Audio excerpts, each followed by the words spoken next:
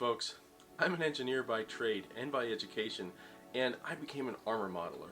I'd love to tell you the story of how I got here because I'd be willing to bet that a lot of you can relate. My grandfather served after the war, and he would tell me all these incredible stories when I was a kid. Stories of all the major battles in World War II. It was just fascinating. He was very much so into airplanes.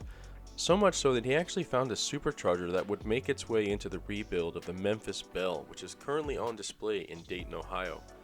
His storytelling and passion for history sparked my own journey, which led me to modeling. I grew up playing with Legos, just as any other millennial before the time of cell phones and home computers.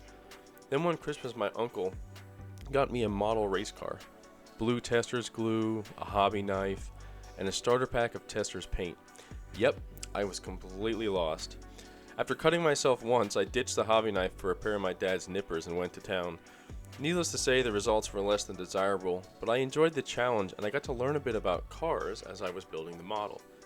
Fast forward a few years and I grew a passion for armor as I learned about the evolution of armor design in the world wars.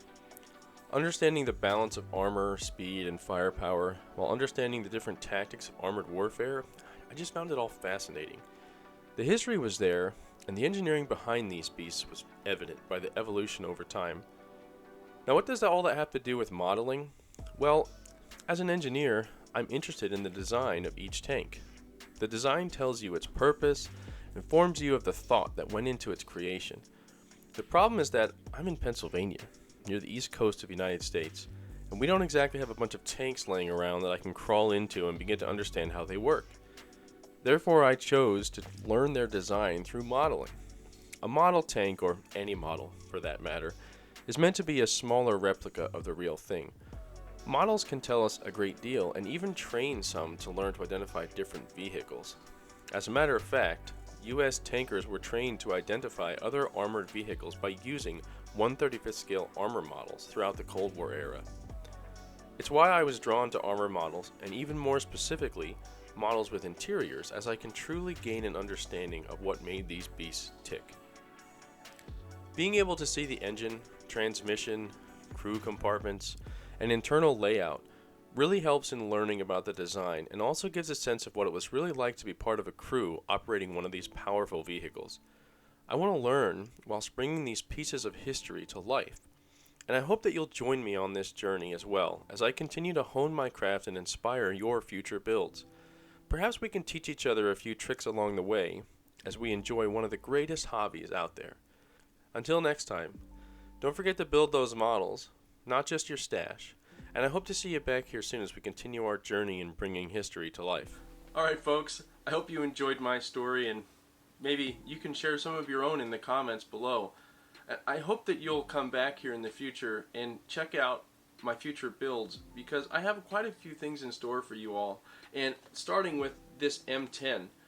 This is TACOM's M10 tank destroyer, which is a US tank in 1/16 scale, and I have a full crew and a full just bunch of items to put on top of this between the stowage on the back, just a couple awesome things to put on the front and back of this thing between sandbags and stowage. This thing's going to look beautiful when we're done, and I have a really nice surprise for you when we build this. And following that, I will be doing a favorite of, I know a lot of armor modelers out there, especially the folks that like World War II German armor. We're going to be building one of the largest tanks from World War II, specifically on the German side, and this one actually did see service during the war, and I'm really excited and thrilled to announce that the next build after the M10 is going to be this YAG Tiger from TACOM. This is from the Blitz series of TACOM kits. We will also be doing a lot of photo etch with this and putting it into a diorama as well because, well, what's a German kitty without a beautiful backdrop to make her purr? I hope you'll join me for that in the future.